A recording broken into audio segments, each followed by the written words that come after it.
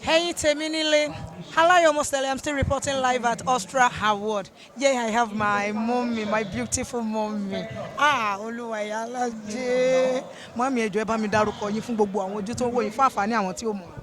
Orúkọ mi ni Iyalaje Dr. Princess Ambassador Toyin Kolade. We love you so much. Love you. And my mommy, you're looking so good.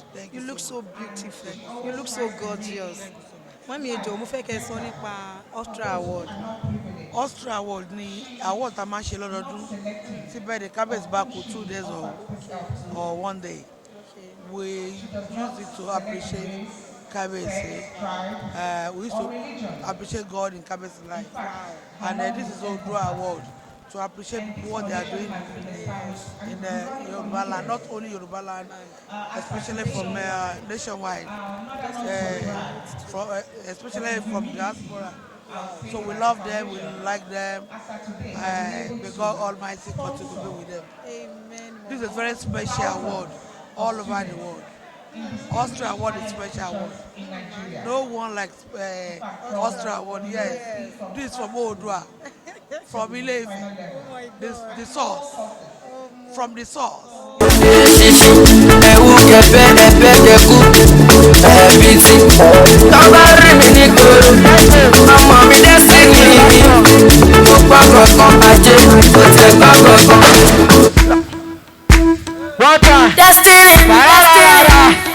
Destiny, don't go for just go for just.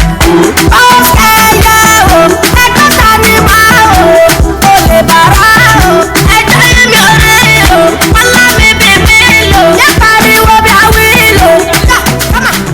Abibat Banjo.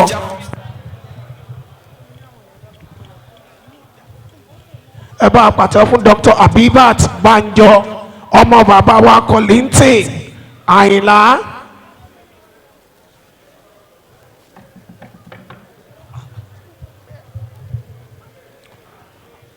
Thank you very much.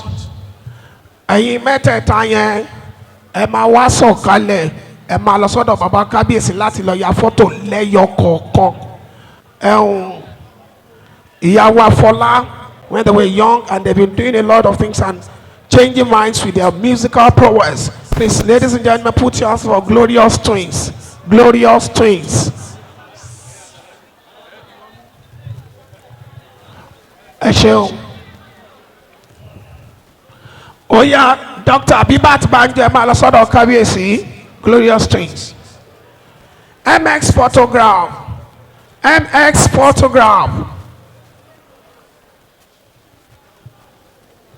MX photograph. Hey Joma, ìgbà tí wọ́n Oodua Award, báwo lẹ ṣe rí bó ṣe rí? You like it?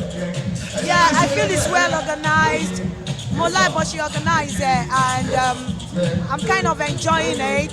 It's a beautiful event. I would love to come again and again. Ọ̀yọ́gbọ̀n ṣẹ́jú ẹ̀fọ́ wíṣù péré yá bí tí ẹ̀ ti rán ta pólì máa bẹ́ fúnra rẹ̀ ni ó sọ̀rọ̀ ń dà tí ọmọ gbó sórí ìgbà tó bá ń jẹ́sẹ̀ yínká tẹ́kẹ́ 47 kò ń gbà nínú orin tó kọ kúnnú ṣọ́ọ̀ṣì ni ọmọ kọ pé ògo yìí Olúwa yẹ ògo yìí àmọ́ tó bá ṣerú èmi ní kọrin sí ìsàlẹ̀ ni ó fi gbọ́ fọ́ ìsinmi pé Yínká òkè tá lágbára gùn tó ń mí ẹlẹ́ òkè tá lágbára gùn tó ń mí ẹlẹ́ òun ló mọ́ lọ́rùn gùn ẹ tó jẹ́ ìkọrin nǹkan fún kábíyèsí kí n máa lọlé ẹ jẹ́ ìkọrin nǹkan fún kábíyèsí kí n máa lọlé. Intercontinental ìṣẹ̀lẹ̀ ṣe ọ̀sán award tó gbẹnu tán Oodua special recognition award gbogbo ayé ń bá wa ṣe ọ̀sán award gbogbo ayé ń bá wa ṣe ọ̀sán award gbogbo ayé ń bá wa ṣe ọ̀sán award gbogbo ayé ń bá wa ṣe ọ̀sán award gbogbo ayé ń bá wa ṣe. Adáradénú amúlùmálà kò sí lérè wa Adáradénú bójú ti ká kọrin àwọn àyípèdè Adáradénú ẹyẹ bí akínrin ṣòwò ní igbó òrìṣà tí ó ṣe bí ògùn kò sí lágbẹ̀dẹ adáradénú wọ́n ní nínú omi kò sí.